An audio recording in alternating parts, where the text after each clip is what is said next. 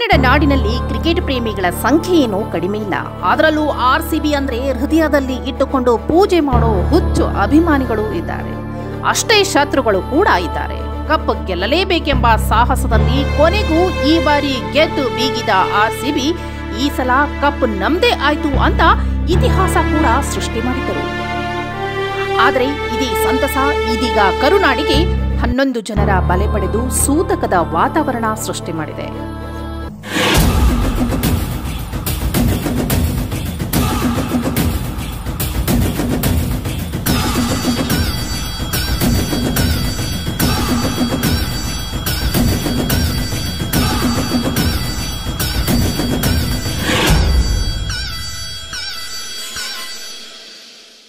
ಏಕೆಂದ್ರೆ ಚಿನ್ನಸ್ವಾಮಿ ಕ್ರೀಡಾಂಗಣದಲ್ಲಿ ನಡೆದ ಅದೊಂದು ದುರಂತ ಇದೀಗ ಮುಳುವಾಗಿ ಕಾಡುತ್ತಿದೆ. ಆರ್ಸಿಬಿ ಬ್ಯಾನ್ ಮಾಡುವಂತೆ ಆಗ್ರಹಿಸಲಾಗುತ್ತಿದೆ.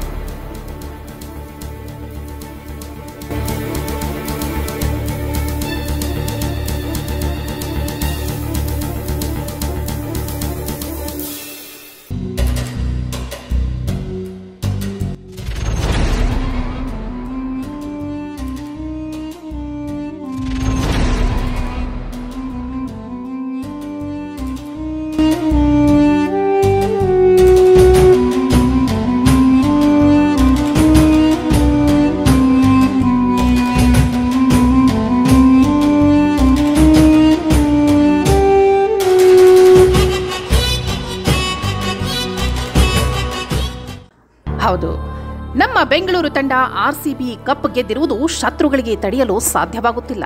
ಅದರಲ್ಲೂ ಈ ವಿಚಾರ ಸಹಿಸಿಕೊಳ್ಳಲು ಆಗದೆ ಚೆನ್ನೈ ಮತ್ತು ಮುಂಬೈ ಸೇರಿದಂತೆ ಹಲವು ತಂಡಗಳ ಅಭಿಮಾನಿಗಳು ಮತ್ತು ಬೆಂಬಲಿಗರು ನಿದ್ದೆ ಮಾಡಿಲ್ಲ ಅನ್ನೋ ಆರೋಪ ಮಾಡುತ್ತಿದ್ದಾರೆ ಆರ್ಸಿಬಿ ಫ್ಯಾನ್ಸ್.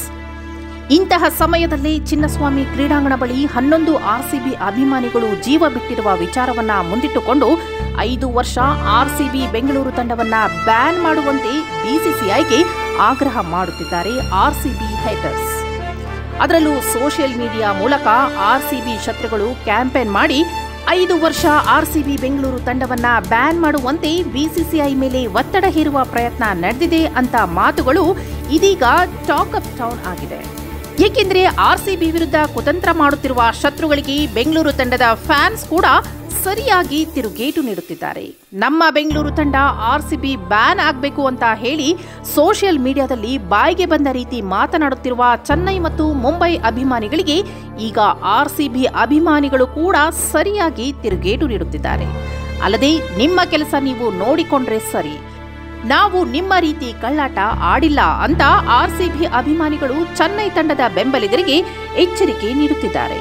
ಈ ಹೊತ್ತಿನಲ್ಲೇ ಕಿಂಗ್ ಕೊಹ್ಲಿ ವಿರುದ್ಧ ದುರಂತಕ್ಕೆ ಸಂಬಂಧಿಸಿದಂತೆ ಎಫ್ಐಆರ್ ದಾಖಲಾಗಿದ್ದು ಅಭಿಮಾನಿಗಳಲ್ಲಿ ಬೇಸರ ಮೂಡಿಸಿದೆ. ಅದೇನೇ ಇರಲಿ, ಸತತ 18 ವರ್ಷದ ಪ್ರಯತ್ನ ಬಳಿಕ ಕೊನೆಗೂ ಕಪ್ ಗೆದ್ದೇ ಬಿಟ್ವಿ ಎಂಬ ಸಂಭ್ರಮದಲ್ಲಿದ್ದ ಆರ್ಸಿಬಿ ಅಭಿಮಾನಿಗಳಿಗೆ 11 ಜನರ ಸಾವು ನಿಜಕ್ಕೂ ಹತಾಶೆಗೆ ದೂಡಿದೆ.